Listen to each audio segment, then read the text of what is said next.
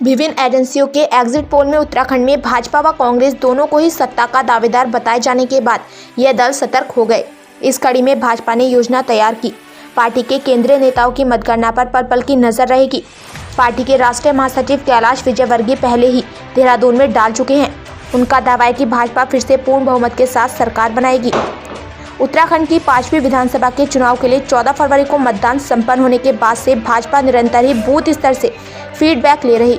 अब जबकि मतगणना के लिए एक दिन का समय शेष रह गया तो भाजपा की धड़कनें भी बढ़ने लगी। यद्यपि सोमवार शाम को विभिन्न एजेंसियों के एग्जिट पोल आने के बाद पार्टी मंथन में जुट गई। मतगणना के लिए वह अपनी योजना तैयार कर चुकी है। तो मतगणना के परिणाम आने के बाद की 3 संभावित स्थिति के लिए भी पार्टी ने अपनी योजना बनाई।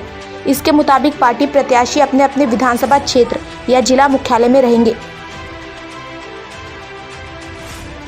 भारतीय जनता पार्टी निश्चित तौर पर उत्तराखंड में भारी बहुमत के साथ विजयी होगी और सरकार बनाएगी। इसमें किसी प्रकार से कोई शंका की बात नहीं है।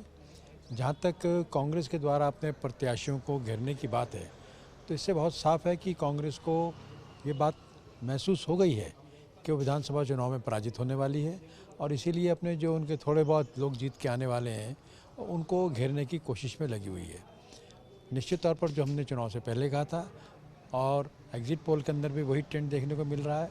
हम इस बात को दोहरा रहे हैं कि भारतीय जनता पार्टी राज्य में एक भारी बहुमत से विजयी होकर के आएगी और एक शक्तिशाली मजबूत जनप्रिय सरकार प्रदेश को देगी। 10 तारीख को पार्टी स्तर पर किस तरह के निर्देश दिए गए हैं? मतगणना चुनाव का एक महत्वपूर्ण पड़ाव है और निर्णायक पड़ाव है। इसे लेकर पार्टी पूरी तरह से सक्रिय है, सतर्क है और इस संबंध में प्रदेश स्तरीय एक बैठक हमारी संपन्न हो चुकी है, जिससे हमारे चुनाव के प्रभारी और केंद्रीय मंत्री श्री प्रहलाद जोशी जी ने, हमारे राष्ट्रीय महामंत्री श्री कैलाश वर्गीय जी ने और वरिष्ठ नेताओं ने संबोधित किया और उसमें मतगणना में क्या क्या हमको सावधानियां बरतनी है, किस प्रकार से कार्य करना है, उसके बारे में बताया गया।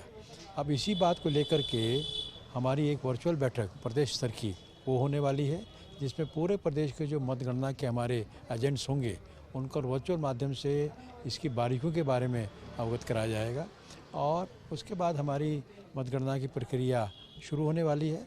तो निश्चित तौर पर मतगणना में किसी प्रकार से कोई ढील ना हो, कोई कमी न रह जाए और भारतीय जनता पार्टी का एक कार्य का तरीका है कि हमारी बात को बहुत गंभीरता से लेते हैं। तो उसी क्रम में मतगणना को लेकर के भी तैयारियां चल रही हैं।